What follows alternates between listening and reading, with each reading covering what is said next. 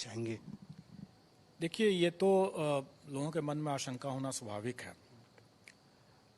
जब भी कोई इतनी बड़ी रिक्ति का जब मामला आता है और इस पर नियोजन की बात होती है, तो सफल अभ्यर्थियों को भी कुछ कुछ शंकाएं होंगी और कुछ असफल को भी होगा।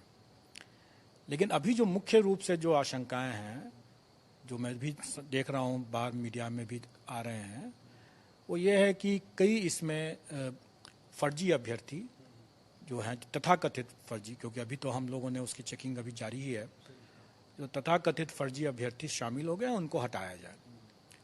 तो वही तो हम लोग कर रहे हैं। हम लोगों ने जो भी परीक्षा फल दिया वो सशर्त है, और हमारा औपबंधिक है, सशर्त है, कंडीशनल है।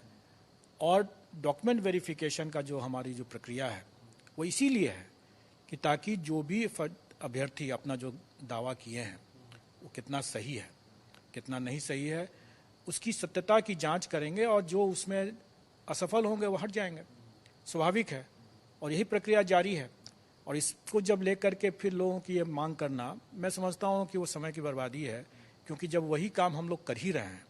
हम लोग अब जो भी फर्जी हैं, चाहे किसी भी तरीके, अगर कोई व्यक्ति अपने आवेदन में कोई दावा करता है, चाहे वो अपने आरक्षण कोटि को लेकर के, अपने आयु को लेकर किसी भी तरह का दावा करता है, अगर वो हमारे सिस्टम के हिसाब से हमको जब उसको चेक करना है, वो चेकिंग का काम हम डॉक्यूमेंट वेरिफिकेशन के समय ही करते हैं।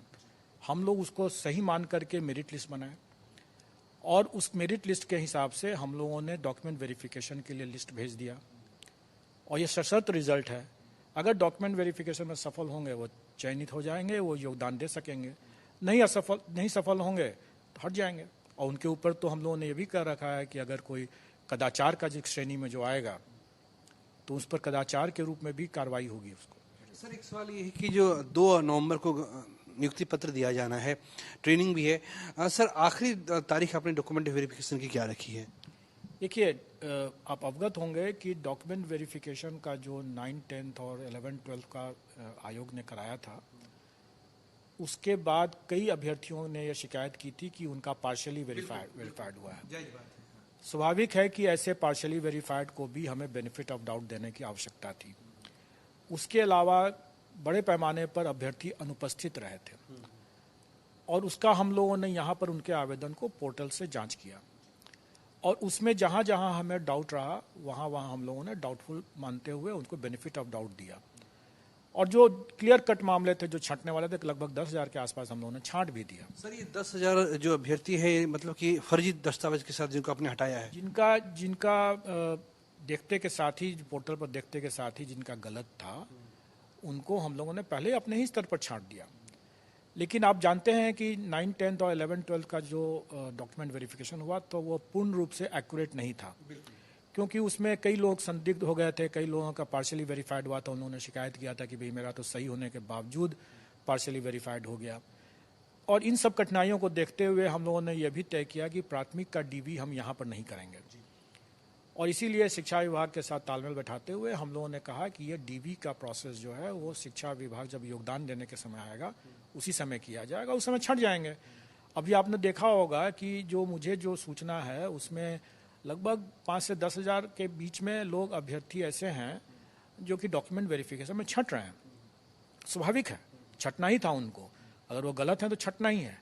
लेकिन कई ऐसे मामले भी होते हैं जिसमें हमें डीवी के दौरान, मतलब जो शिक्षा विभाग को भी डीवी के दौरान उनको संदेह का लाभ देने की मजबूरी है।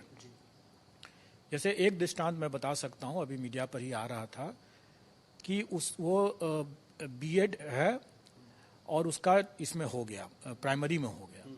अब अगर उसने अपने दावा में अगर उसने डिप्लोमा भी लिखा होगा, वैसे हमें यह नहीं भूलना चाहिए कि कई 10,000 से करीब ऐसे अभ्यर्थी थे जो बीएड भी थे और डिप्लोमा भी थे। अगर उसने अपने दावा में अगर कहा है कि भाई हम तो डिप्लोमा हैं, तो हम तो उसको डिप्लोमा ही मान करके देंगे। डॉक्यूमेंट वेरिफिकेशन में अगर डिप्लोमा का सर्टिफिकेट नहीं देता है तो छट जाएगा। इसी तरीके से किसी ने बताया कि कोई कैंडिडेट है जिसका चयन हो गया और एसटीईटी जो है वो पास भी है, लेकिन वो डोमिसाइल बिहार का नहीं है, जबकि एसटीईटी में ऐसी बातें थी। तब तो ये पहले तो देखना होगा कि एसटीईटी में उसको कैसे वो प्रमाण पत्र मिल गया। अगर 2019 में मिला तो इसके बारे में तो आवश्यक अनुसंधान जो होगा तब पता चलेगा। अभी हमें क्या करना है, मतलब अभी डॉक्यूमेंट वेरिफिकेशन के स्तर पर यह एक प्राइमा फेसी देखा जाता है कि उसके पास में STET का एक वैलिड डॉक्यूमेंट है, और ये देखा जाएगा कि STET का ये वैलिड डॉक्यूमेंट क्या उसने जालसाजी करके प्राप्त किया या उसका सही तरीके से प्राप्त किया, ये आगे अनुसंधान का विषय है। और अभी हम लोग उसको रोक नहीं सकते हैं, क्योंकि हम लोग का जो इंडियन लीगल जूरिस्प्रूडेंस है कि हर कोई निर्दोष है जब तक कि वो अपराधी घोषित नहीं हो जाए, इनोसेंट टिल प्रूव्ड गिल्टी। जब तक कि वो गिल्टी प्रमाणित नहीं हो जाता है तब तक इनोसेंट मांग के किया जाएगा। और ये जो फर्जी दस्तावेज अगर कोई किसी भी जगह का लेके आता है, अगर वो मूल रूप में लाता है, प्रथम दृष्टव्या हम लोग प्राइमा फेसी उसको सही मानेंगे, और कालांतर में जब उसकी विहद जांच होगी, जो कि होना ही है योगदान के बाद भी होना। सर एक सवाल है, मान लीजिए कोई व्यक्ति है जिसने अलीगढ़ के किसी कॉलेज से उसने डीलेट किया है, और हो सकता है कि वो उसने वहां से फर्जी डिग्री बना ली हो, उसने सबमिशन कर दिया, तो सर क्या आप बाद में इसकी कोई जांच कराएंगे कि हो सकता है सर आपने देखा कि ये डीलेट लिखा हुआ है तो आपने उसको पास कर दिया, आपने उसको ज्वाइन करा दिया? देखिए, ये काम शिक्षा विभाग का है जी, और ये काम होता है, और 100% सभी मामले में होता है, क्योंकि जो भी दस्तावेज उसने अलीगढ़ यूनिवर्सिटी का अगर मान लीजिए दिया है और वो फर्जी है, तो उसकी जांच तो अभी पता नहीं चलेगा। उसकी जब हम लोग कराएंगे बाद में जाकर के, मतलब शिक्षा विभाग जब योगदान के बाद जब कराएगा, और 1 साल लग सकता है उसमें, क्योंकि उसमें कॉरेस्पॉन्डेंस होगा अलीगढ़ यूनिवर्सिटी के साथ वगैरह वगैरह, और यह विषय वृहद अनुसंधान का है, वो इस स्तर का मामला नहीं है। अभी जो डॉक्यूमेंट वेरिफिकेशन जो हो रहा है वो प्राइमा फेसी देखा जाएगा कि डॉक्यूमेंट उसके पास है कि नहीं, योगदान करेगा, और अगर उसके बाद पता चलता है कि उसका अलीगढ़ यूनिवर्सिटी का वो दस्तावेज फर्जी था तो वो उस समय जेल जाएगा। सर एक सवाल है कि जो अभ्यर्थी है वो कट ऑफ जारी करने की मांग कर रहे हैं कि विषयवार जो है कट ऑफ जारी किया जाए, ताकि उन्हें पता लग जाए कि वो इस प्रक्रिया में नहीं आना था। वो कब तक जारी करेंगे?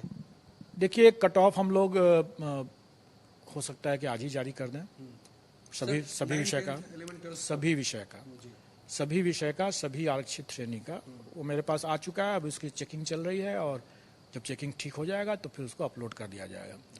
इसके साथ साथ मैं ये भी बता दूं कि जो डॉक्यूमेंट वेरिफिकेशन में लोग कह रहे हैं कि बहुत फर्जीवाड़े को छांटा जाए ताकि जो वैकेंसी हो उसको फिर से भरा जाए, और कई बार ऐसे लोग कह रहे हैं कि मल्टीपल रिजल्ट्स जो दिया गया है जबकि आपको एक ही रिजल्ट देना था एक कैंडिडेट। हाँ सर, ये शिकायतें आ रही है कि 9 से 10 में भी हो गया, 11 से 12 में भी हो। देखिए, रिजल्ट तो हम मल्टीपल देंगे, नौकरी उसको हम एक ही जगह करने देंगे। स्वाभाविक है वो एक से अधिक नौकरी नहीं कर सकता है, और जो 2 जगह मान लीजिए छोड़ देता है, अतिरिक्त जगह छोड़ना ही होगा तो वैकेंसी हो जाएगी।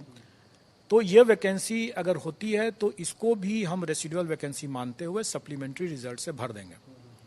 वैसे ये अलग मुद्दा है कि ऐसे मल्टीपल रिजल्ट्स वाले कितने मामले होंगे। आप अवगत होंगे कि 9th-10th में सिर्फ 4 ही ऐसा विषय था जिसमें कि अभ्यर्थी जो हैं वो वैकेंसी से ज़्यादा हैं, ज़्यादा संख्या में है, और वो है सोशल साइंस है, मैथ्स है, साइंस है, उर्दू है। अब इसके अभ्यर्थी अगर आप देखें कि मल्टीपल रिजल्ट्स की बात अगर करते हैं तो कंप्यूटर साइंस का कोई भी विषय 11th-12th में है ही नहीं।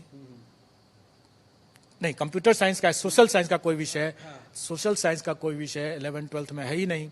साइंस करके अलग से कोई विषय 11th-12th में है ही नहीं।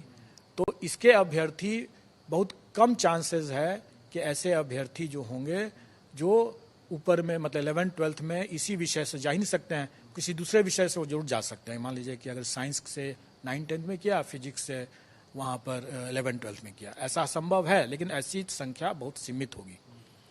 और जिन मामलों में वैकेंसी से अभ्यर्थी काफ़ी कम संख्या है, उसमें तो कोई प्रभाव ही नहीं पड़ता है मल्टीपल रिजल्ट का, क्योंकि उसमें तो कोई कैंडिडेट अतिरिक्त बचे ही नहीं है जो अपने मेरिट सब के लिए आ सकें।